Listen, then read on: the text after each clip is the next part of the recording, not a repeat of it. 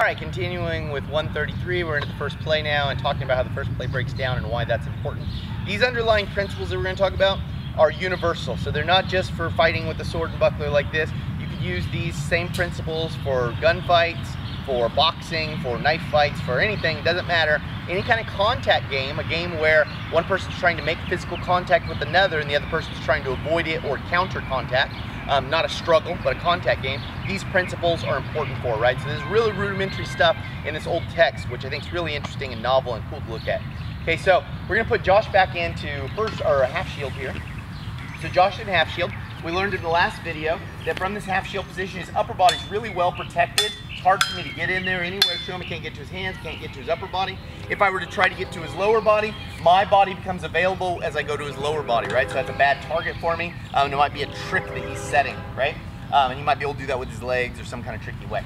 All right, when we're in measure, so the second this guy goes into measure, remember, the first person to act will have the advantage. So I don't want to let him begin to attack me. I immediately fall under sword and shield, and that gives me cover, right? So I'm looking for cover.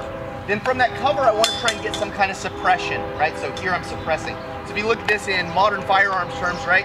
You're taking contact, someone's starting to shoot at you.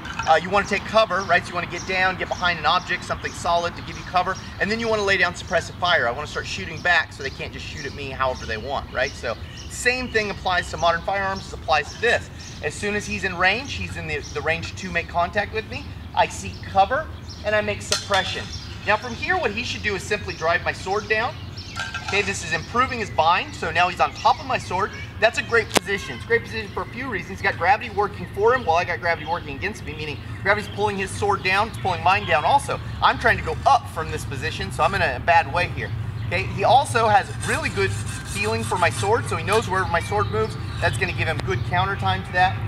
And then on top of that, if I try to attack a low target, he can take the high target like we learned a second ago, and he'll almost always win that, right? So this is really good for his sword to be on top of my sword. Now when he does that, I need to make sure I rotate my buckler over to protect my hand on this side, so in case his sword comes up, he doesn't get my hand. So I want my buckler always on the same side of his sword. Wherever his sword is, go to the other side for me.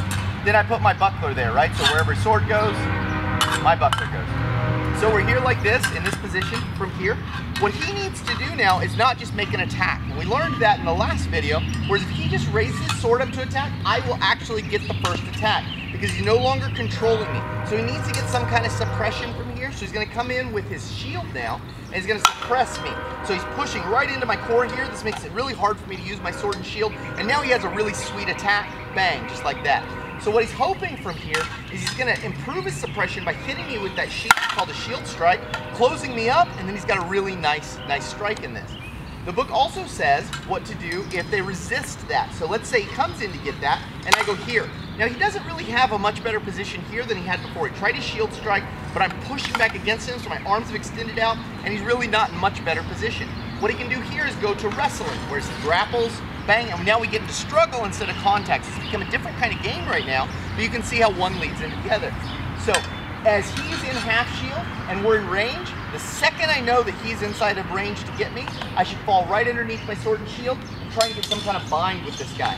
Then from this, he should try and bind me down like this. He's got a good position here. If he can, he'll hit me, collapse my defenses, and then hit me with the sword.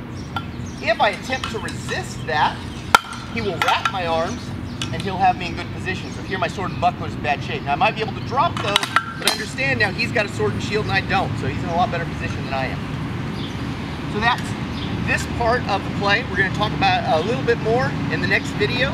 Stick around.